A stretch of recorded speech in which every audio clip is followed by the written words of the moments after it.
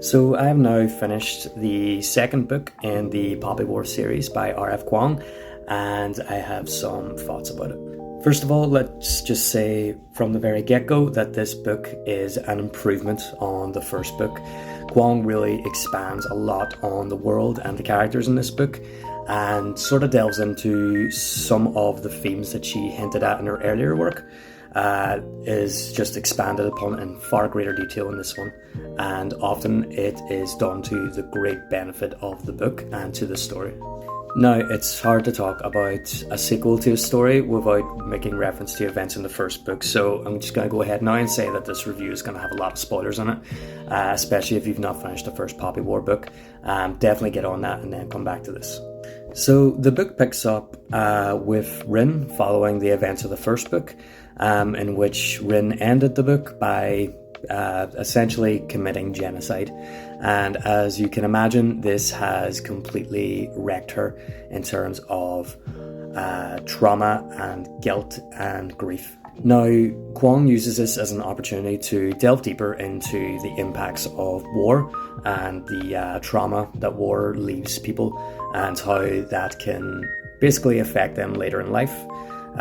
In Rin's case, Rin, as a coping mechanism for her trauma, ends up turning to opium. So she becomes an opium addict in this book, and it's essentially a way to not just numb her power, but to numb the feeling of grief and sort of self-hatred that she has for herself following what she did on the island of Spear after she blows up the Longbow Island, essentially. And this essentially begins a new character arc for Rin, in which she needs to learn to come to terms with what she's done and learn to basically function as an ordinary person, so that she can continue on with the fight, because this is not the war ending, pretty much. It's actually just led to an even larger conflict, but this time it's internal. It's essentially a civil war, and Rin is forced to pick a side in this due to the fact that she ended the third Poppy War, and she is in possession of a great deal of power as a result of it. So essentially, the world is now thrown into a civil war in which the Dragon Warlord, who is Nija's father, decides that he wants to found a republic and start a democracy as a way to basically lead the country away from these kind of wars in the future, in which they are so internally weak that it opens them up to external conflict.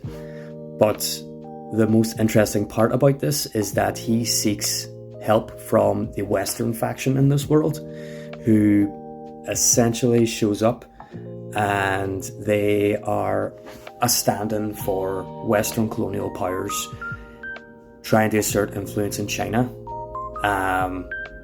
back in the 1900s, and it's very, very interesting reading.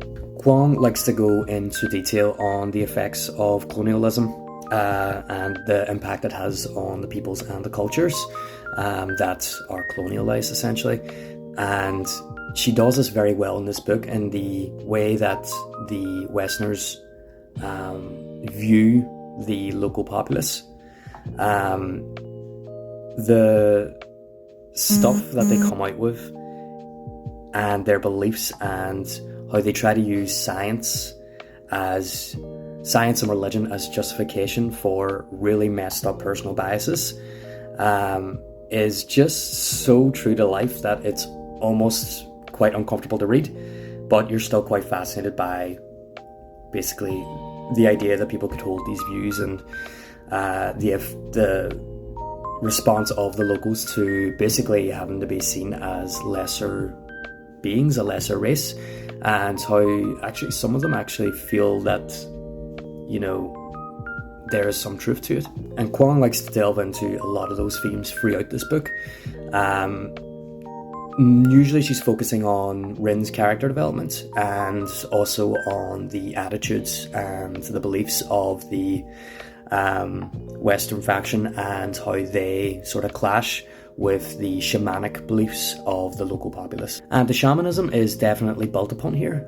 We get to learn more about the people who are basically still practicing these religious beliefs and this religious system when Rin basically seeks help to control the power of the Phoenix. As the Phoenix has grown stronger and stronger within her, she's finding it harder and harder to control herself, and that is also part of the reason why she has turned to opium to try to cope with that. It basically keeps her under control, and it essentially becomes a crux that she needs to get rid of, and Viceroy is very much on the side of getting her to get rid of that so that he can take advantage more of her power. And the story just sort of unfolds around all these events happening, and a lot of the relationships that have been previously established are built upon here in a really organic and interesting way. I particularly like the relationship between Rin and Neja sort of developing. She sort of begins to trust again in her friends, particularly Kid Tai. Kid Tai becomes one of my favourite characters in this book. He is one of the only ones who'll like actively challenge Rin and will sort of make her think and question her decisions. And I feel like their friendship is very, very real, and it's very, very pure. And I like that they sort of become to rely on each other. On top of that as well, the other shamans get developed on, and the relationships that Rin has with them. Yeah, it's just very, very interesting, so it is.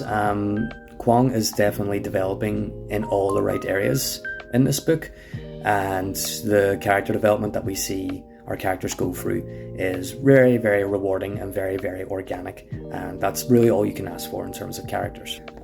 If I was to say that there was any kind of negative with this book, I think it more comes down to the fact that it can be frustrating to watch Rin.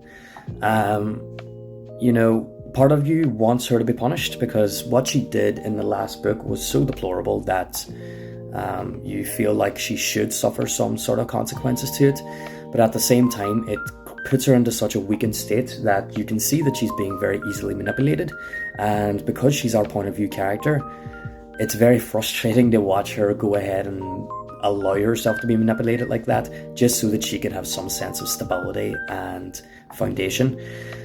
Which is understandable, but for a reader it can be very difficult to not get annoyed with her character, which is fine, but it kind of persists throughout the entire book, where she doesn't really get control of herself until essentially the very, very end, and that can be difficult to sort of stomach for that length of time, because this is not a short book. It's I think nearly 500-600 pages long, so that can be frustrating as you're going on because of that. But overall, yeah, this book is very well written. It perfectly builds on the previous book's content, and it's a really worthy sequel to The Poppy War. Actually, I would say this book is better than the first, just in the way that the themes and the characters are explored. Kuang's allowed to go into a lot more depth now because she's already established the world and she can just expand upon what she's done, and she really does lean into that, and it's totally to the benefit of the book. Yeah, this book 100% recommended. It's a really worthy sequel, and I would say that the rest of the series is worth continuing on for because the quality of this sequel is just that good. I'm actually nearly finished the last book now, The Burning God. Whenever I'm done that, I'll put up a review for that as well. So far, I'm enjoying it. I do have some issues with it, but I'll discuss that obviously in that review. But keep an eye out for that.